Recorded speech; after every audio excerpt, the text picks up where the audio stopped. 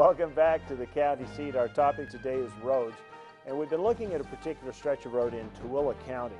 And this road is heavily used, and Tooele County is looking at the fact that much of the materials that are being brought over this road are not generating royalties of any sort because they're not coming, they're not part of the county's revenue stream. So they're actually providing resources for other counties and other places, and they have no ability to have the revenue to maintain the road. Does that basically sum up the problem?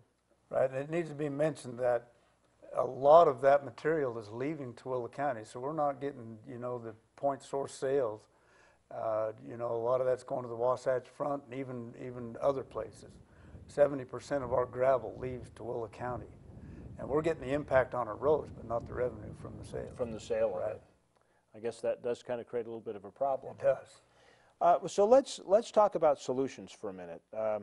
You know, the Community Impact Board, the CIB, that's a pool of money that's available for counties. Why hasn't Tooele County tapped into that source? Well, we don't have any revenue that fits into the mineral lease funds. We've got one little company out by Wendover that generates a little bit of money from that, and so when we go talk to the CIB board, they say, well, you know, you don't generate any money, so we will give you a loan. Well, loans are fine, and they're low interest loans. It's a 2.5% interest loan, but you've got to have the basis to pay those loans back. So. Oh, what a novel idea in government. Yeah.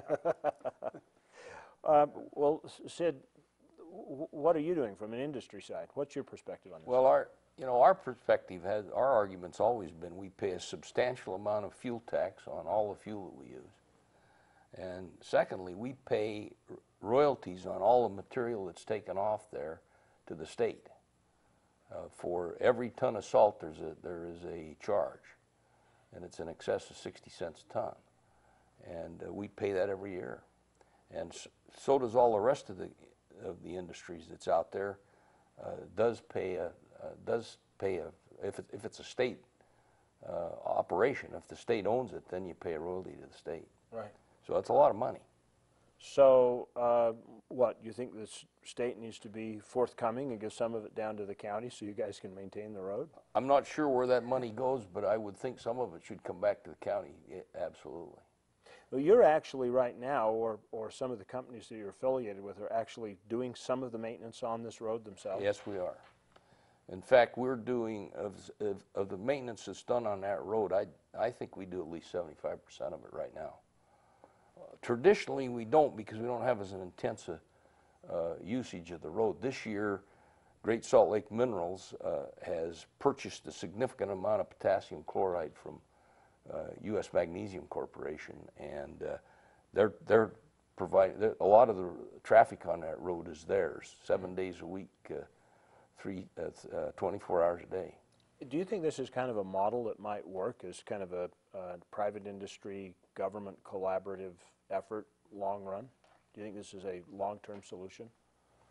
Prior to them starting this latest project, we did meet together and worked out a public-private partnership, and that was all part of the agreement. They're basically going to haul over 1 million tons of potash over that road in the next, I think they'll be done this year.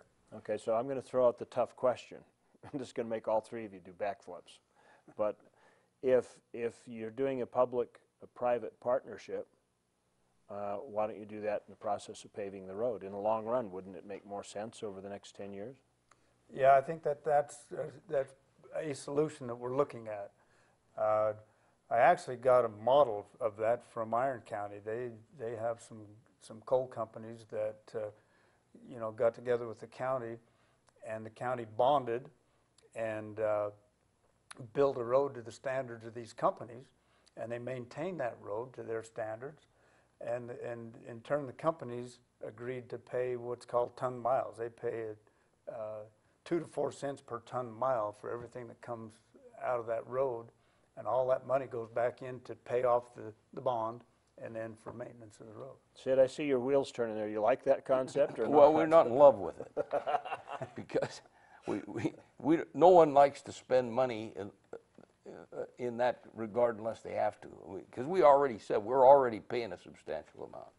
But we're willing to listen to anything, because the long-term solution to the problem of that road is to put a heavy-duty hard surface road.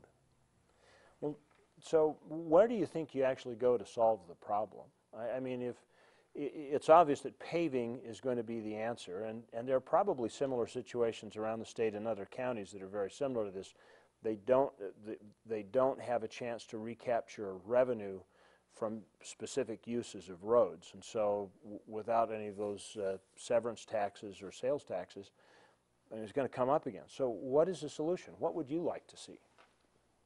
Well, like I say, we've got to get a revenue generation plan in place to build the road, number one, and then to maintain it, number two. Does the state, I mean, is this something that legislatively we need to look at? Is a state law that puts part of the royalties of extraction out to counties for maintenance of roads, or should the state take over the road? Well, we've talked to the legislature, and we've got some wheels turning there. So, you know, we've got some people looking at some solutions and what can be done legally on that land, and hopefully we'll come up with something that will work for everybody. Because we want to cooperate with the companies. We love having the companies in our county, and we want to do everything we can to keep them there and to keep them happy. You know, we looked at extraction fees, mitigation fees, all these different things, and we're told, you know, because of the fact that they're paying fuel taxes, that some of that's illegal. So we've got to find something that'll work and something that's amenable to everybody. So you can't do transportation fees because of the fuel tax? Correct. With some of those things, yes. Huh. Well, couldn't that be legislatively fixed? Absolutely. I would like to see either one of those scenarios take place. The legislature change their policy, the law, or have the Utah Department of Transportation take over the road. You'd be happy with that? I'd be happy either way. You'd be losing part of your domain, Rod. You know. Well, it's a portion of road that the impact there on the road is way higher than what resources we have to fix it. We met in 2009 and actually had a pavement design completed, and we've met several times with the users of that road, and every year it seems like the use goes up, but the impact stays right here with the Tooele County Road Department. Let me ask a question. What's the cost to pave it? I mean, I think that's a question everybody at home is going, what's the big deal about it? Basically, to build, I'm not an engineer, but to build that road and properly to this standard would be about $1 million a mile. So $7 million bucks. Right. All right. I'm going to pose a question. We're going to take a break, and then I'll let you answer the question when we come back. Is there $7 million worth of material coming out of off that road that would make paving it worthwhile? And we'll be right back with the county seat. When we return, we'll wrap up our discussion on roads, some of the challenges counties face in fostering business within their counties and maintaining a transportation system. We'll be right back. Almost 45% of the oil produced in Utah, 7.8 million barrels, comes from Duchesne County. That oil feeds our state economy, provides job growth, and supports local business. Here in Duchesne County, we're working to make Utah an economic, cultural, and technological leader. Whether you're here for business or pleasure, Duchesne County will welcome you with open arms and invite you to explore all the beauty of the Uinta Mountains. Duchesne County, close enough for business, far enough to get away.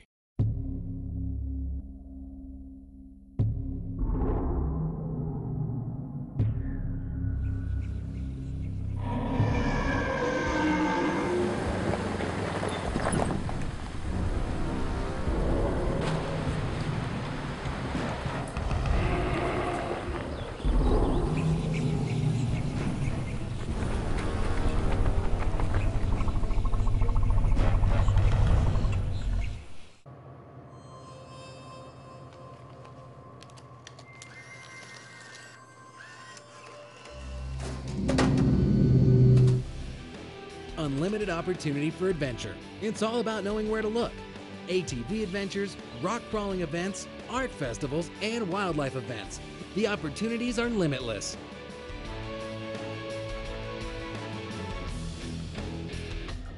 Pick your adventure in Millard County.